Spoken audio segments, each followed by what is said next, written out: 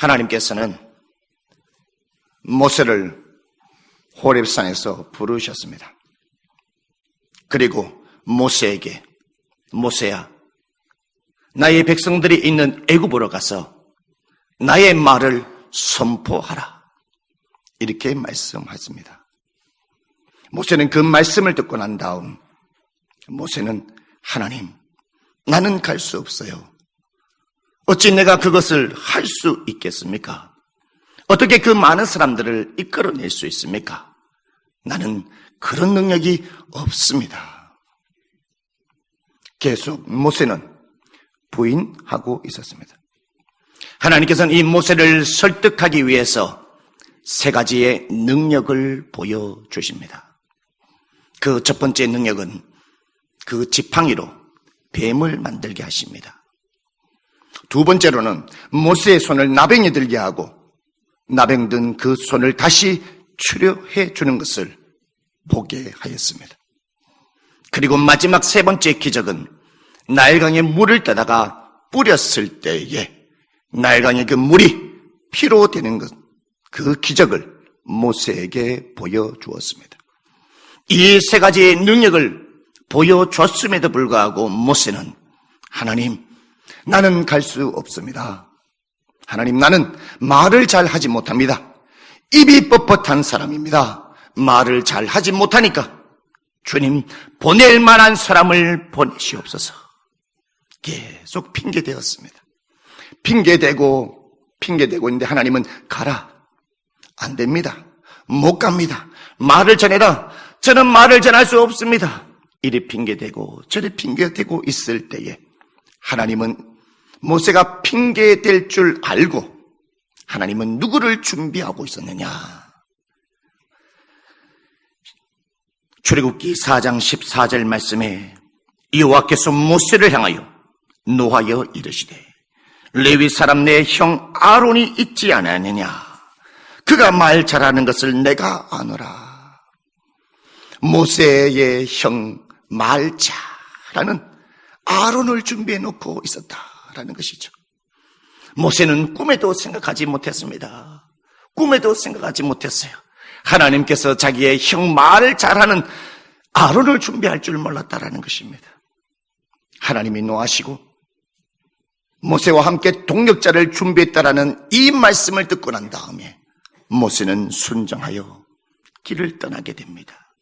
그리고 자기의 장인 이도로에게 찾아가서 하나님과의 만났던 그 모든 이야기를 하게 되죠. 그때 하나님은 모세에게 이렇게 얘기합니다. 모세야, 너를 죽이려고 했던 모든 사람들이 다 죽었으니 너는 이제 가족과 함께 애굽으로 내려가 나의 말을 전하도록 하라. 모세는 하나님의 말씀에 의지하여서 자기 자신을 부인하고 자기의 뜻을 부인하고 자기의 핑계를 부인하고 하나님이 내게 말씀하셨어요. 모세는 하나님의 말씀에 의지하여 가족을 다 데리고 애굽으로 내려가게 되었습니다. 그런데 여러분, 모세에게 달라진 점이 하나 있었습니다. 무엇이 달라졌습니까? 처음에 모세를 만났을 때는 모세는 부인하였습니다. 그러나 오늘 모세는 달라졌다라고 오늘 성경은 오늘 20절 말씀에 이렇게 말씀하고 있습니다. 모세가 그의 아내와 아들들을 나귀에 태우고 애굽으로 돌아가는데 모세가 하나님의 지팡이를 손에 잡았더라. 하나님의 지팡이를 손에 잡았다. 여러분, 이 지팡이가 어떤 지팡이겠습니까? 최첨단의 지팡이입니까? 능력의 지팡이일까요? 초능력의 지팡이일까요? 홍길동의 지팡이일까요? 오늘날처럼 스마트폰처럼 뛰어난 지팡이겠습니까? 별다른 지팡이가 아닙니다. 모세가 미디안 광야로 쫓겨왔을 때, 그리고 그 미디안 광야에서 이도로의 양을 치면서 양을 칠 때 쓰던 그냥 막대기입니다. 막대기, 사투리로 짝대기죠. 아무 쓸데없는 그냥 양칠 때 필요하는 막대기였다라는 것입니다. 그런데 오늘 성경은 뭐라 말합니까? 그 쓸데없는 하나의 막대기가 하나님의 지팡이가 되어서 하나님의 지팡이를 가지고 애굽으로 내려가고 있다라고 성경은 말씀하고 있습니다. 그 말은 지팡이가 변화된 것이 아니라, 지팡이가 능력이 있는 것이 아니라, 지팡이가 초능력이 있는 것이 아니라 하나님의 지팡이를 잡았다라는 것은 모세 자체가 변화되었다라는 것을 의미하고 있습니다. 과거에는 모세는 하나님과 함께하지 않았습니다. 하나님과 동행하는 삶을 살아가지 않았습니다. 자신의 뜻대로, 자신의 생각대로, 자신의 혈기대로, 자기가 하고 싶은 대로 인생의 삶을 살아왔다라는 것입니다. 그러나 이제 하나님의 지팡이를 가졌다라는 것은 그가 하나님과 함께하고 있고 하나님과 동행하는 삶을 살아가고 있다라는 것을 우리에게 말씀하고 있습니다. 또한 어떤 점이 모세가 변화되었을까요? 모세가 처음 부름받았을 때는 하나님, 나는 못합니다. 나는 이래서 못해요. 하나님, 나는 저래서 못해요. 모세는 패배자의 생각에 사로잡혀 있었습니다. 실패자의 생각에 잠겨 있었다는 겁니까? 왜? 그는 40세 때 이집트의 왕자로서 자신의 히브리 민족을 구원하려고 생각을 가지고 있었지만 철저하게 그는 자신의 능력으로, 자신의 지혜로, 자신의 경험으로 철저하게 실패하고 도망자로 미디안 광야 생활을 할 수밖에 없었죠.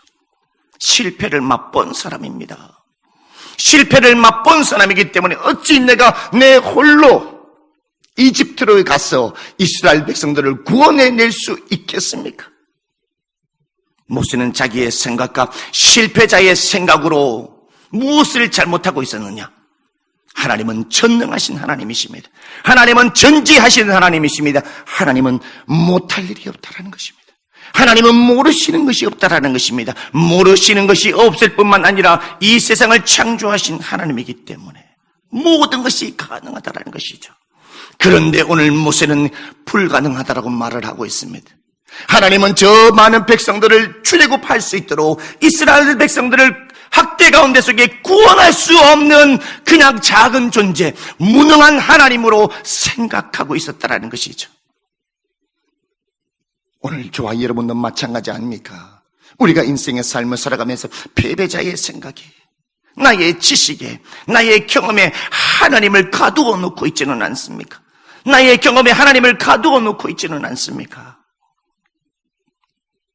그런데 오늘 하나님을 진짜 만나고 난 다음 모세는 자기의 생각을 의지하지 아니하고 하나님을 자기의 생각대로 제한해 두지 아니하고 전능하신 하나님 그대로, 전지하신 하나님 그대로 오늘 모세는 하나님을 신뢰하고 있다는 것을 볼 수 있다는 것입니다. 여러분, 믿음을 피스티스라고 합니다. 헬라어로. 영어로는 페이스라고 하죠. 이 믿음은 무엇을 말하는 것입니까? 세 가지를 의미합니다. 믿음은 첫 번째, 신뢰한다라는 뜻을 가지고 있습니다. 이 신뢰한다라는 뜻은 어디서 왔느냐? 하나님은 어제나, 하나님은 오늘이나, 하나님은 내일이나, 과거나 오늘이나 내일이나 하나님은 변함이 없은 하나님이라는 것입니다. 하나님은 변함이 없기 때문에 신실하신 하나님이라고 말씀합니다. 그래서 믿음은 어디에서 왔냐? 신실하신 하나님에게서 이 믿음의 단어가 왔다라는 것입니다. 그러므로 하나님을 신뢰한다라는 것은 하나님이 나를 신뢰하기 때문에 나도 과거나 오늘이나 내일이나 내 앞에 어려움이 있다 할지라도 하나님을 내가 신뢰하겠습니다. 하나님을 부인하지 않겠습니다. 환경을 바라보지 않겠습니다. 하나님을 믿겠습니다라고 결단하는 것이 믿음입니다. 두 번째, 믿음의 피스티스의 뜻은 하나님 충성하겠습니다.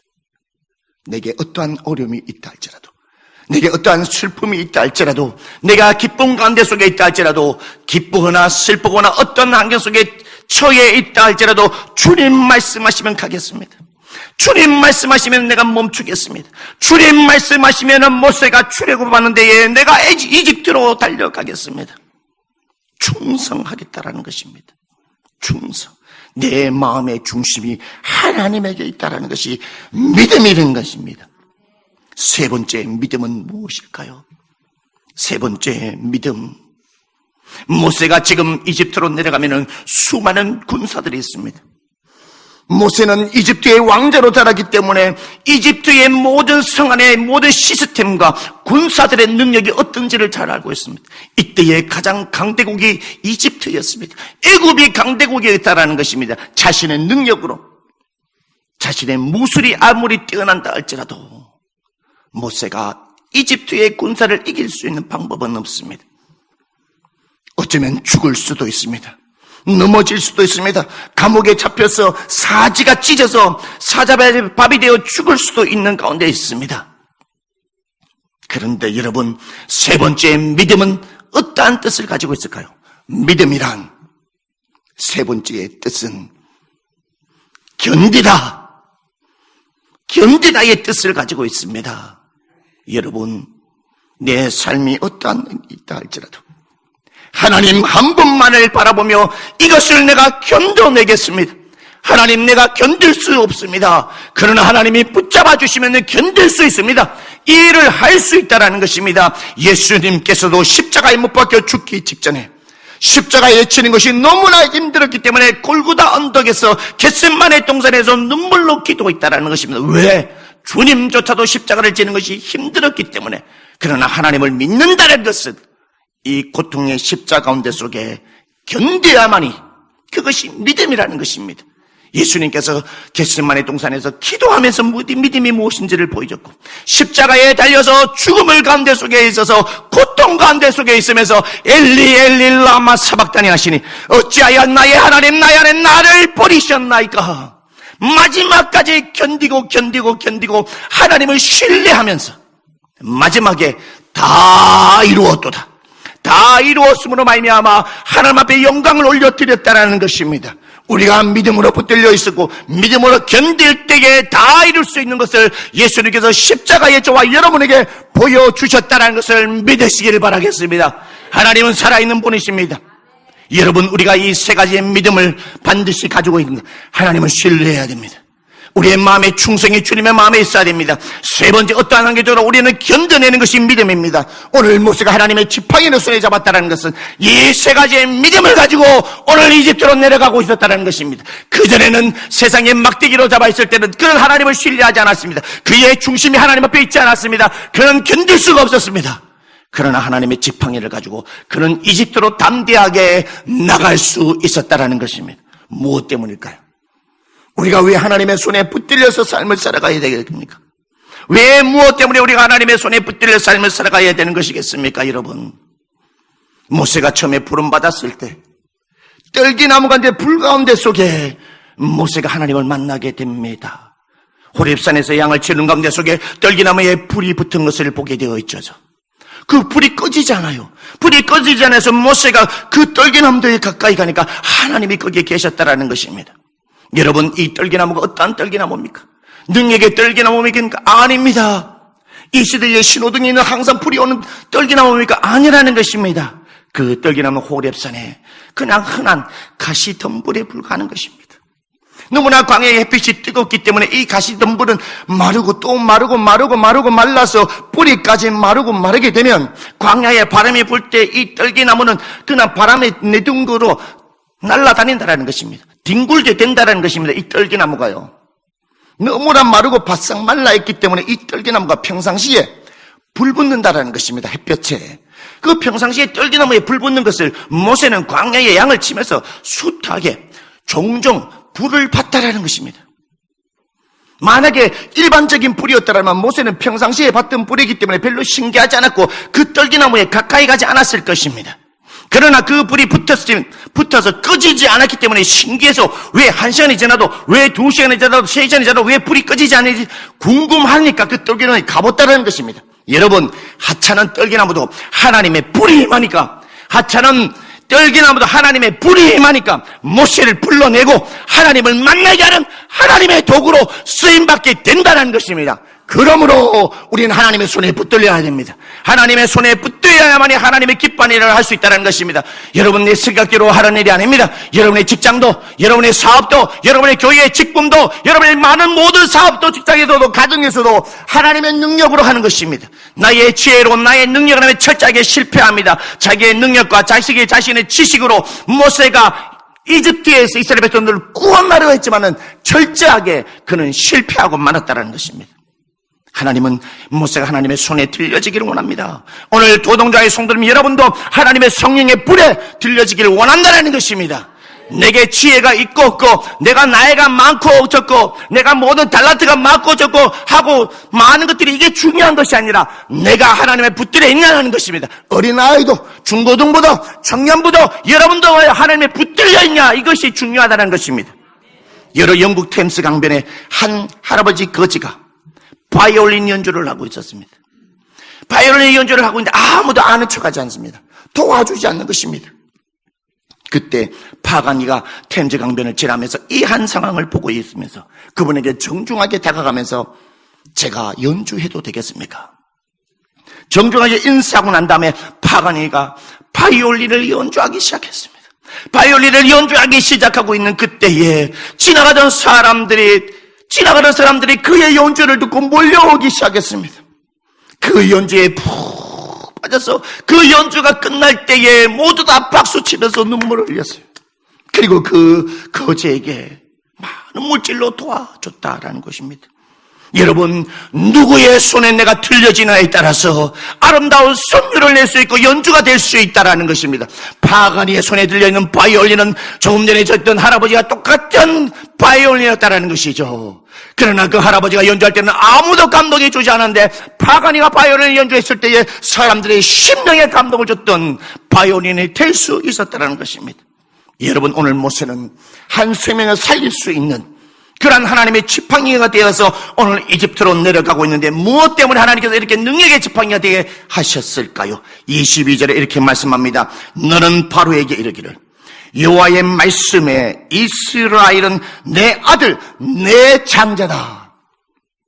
창세기에서 지금까지 구약의 앞에서 단 한 번도 이스라엘 백성들 향하여 하나님의 자녀들 향하여 너희도 나의 이스라엘 백성이요 내 아들이요 내 장자다, 내 아들, 내 장자라고 단 한 번도 표현한 적이 없습니다.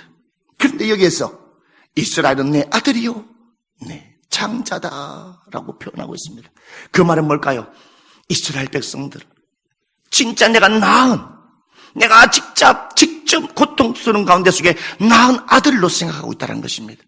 얼마나 사랑스러우면 내 아들, 내 장자라고 말합니까? 여러분, 모든 아들도 사랑스럽지만 특별히 장자가 더 사랑스럽지 않습니까? 왜? 무엇 때문일까요? 하나님은요, 고통받고 있는 이 이스라엘 백성 장자를, 내 아들을 구해내야 되기 때문입니다. 여러분의 자녀가 고통 가운데 속에 있는데, 세상을 헤매고 있는데, 술 취함과 방탕을 가고 있는데, 세상에 학대받고 있는데, 여러분 그들은 놔둘 것입니까? 아니지 않습니까? 하나님도 동일하다는 것입니다. 자기의 아들 이스라엘 백성이 고통 가운데 속에 있으니까 이들을 구해내기 위하여 모세를 보내냈다라는 것입니다.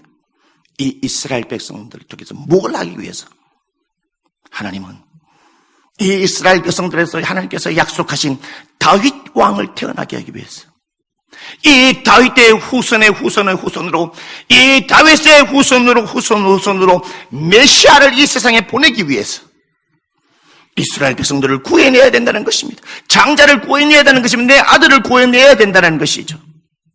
메시아가 이 세상에 와서 사망의 그늘에 앉아 울고 가는 수많은 백성들, 오늘도 술 취함과 방탕함과 향락과 술 취함과 암병과 세상의 모든 각종 모든 질병과 모든 술병과 중독과 마약으로 범죄함으로 향락으로 고통당하고 있는 이 세상에 많은 수많은 하나님의 백성들이 죽고 있는 그들을 구해낼 수 있는 메시아를 보내야 되기 때문에 이 아들을 반드시 이집트에서 건져내야 된다는 것입니다.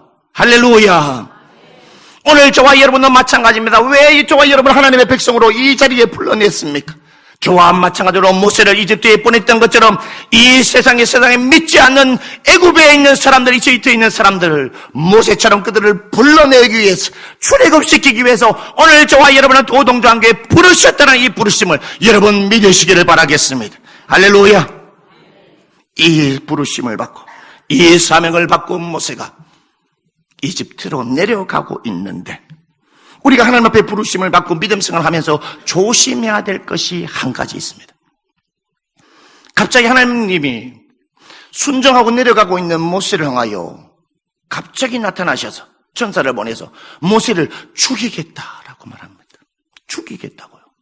왜? 아니 밤에 홍두깨입니까? 말씀에서 가라고, 이집트로 가라고 해놔놓고 왜 중간에 나를 죽이려고 하고 있는 것이겠습니까? 그거는요, 할례 때문입니다. 할례가 도대체 무엇이기에 하나님의 사자를 통해서 모세를 죽이려고 하는 것입니까? 25절의 말씀에 보면 이런 말씀이 있습니다. 십보라가 돌칼을 가져다가 그의 아들의 펴피를 베어 그의 발에 갖다 대며 이르되 당신은 참으로 내게 피난편이로다 하니 여호와께서 그를 놓아 주시니라. 그때의 십보라가 피난편이라 함은 할례 때문이었더라. 하나님께서는 아브라함에게 창세기 17장에 아브라함아, 너는 할례를 받음으로 너는 나의 백성이다. 너의 자녀들도 할례를 받음으로 내 백성의 표시다. 그러므로 너의 앞으로 후손으로 대대의 후손이 내려갈 텐데 이 할례를 받음으로 너의 후손이 나의 백성이라는 것을 나타내는 표징이 될 것이라고 아브라함과 약속했다는 것입니다, 여러분. 그러므로 이거는 하찮은 것이 아니라 너무나 중요하다는 것이죠. 여러분, 지난번에도 말씀했습니다. 이 할례는 신약에 무엇을 나타낼까요? 할례는 신약에 나타나서 우리가 겉으로 드러나는 할례가 무엇이겠습니까? 바로 세례가 있다는 것입니다. 구약에는 육체의 할례를 뜻하지만 신약에서는 마음의 할례를 뜻한다는 것입니다. 세례가 바로 할례라는 것입니다. 세례란 씻을 쇠자에다가 의식 레자를 쓰죠. 한마디로 말하면 씻는 예식이 세례라는 것입니다, 여러분. 씻는 예식이 세례. 무엇을 씻는 것입니까? 바로 내가 물에 잠김으로 말미암아, 내가 물에 죽음으로 말미암아, 내가 옛사람이 죽고 예수 그리스도를 믿음으로 말미암아 다시 구원함을 받아 거듭난 사람을, 바로 마음의 할례를 받은 하나님의 아들, 마음의 할례를 받은 하나님의 딸, 하나님의 백성이라는 것을 저와 여러분에게 말씀하고 있다라는 것입니다. 갈라디아서 2장 20절에 이런 말씀이 있습니다. 내가 그리스도와 함께 십자가에 못 박혔나니 그런즉 이제는 내가 사는 것이 아니요 오직 내 안에 그리스도께서 사시는 것이라. 나를 위하여 자기 자신을 버리신 하나님의 아들을 믿는 믿음 안에서 사는 것이냐. 뭐라고 말합니까?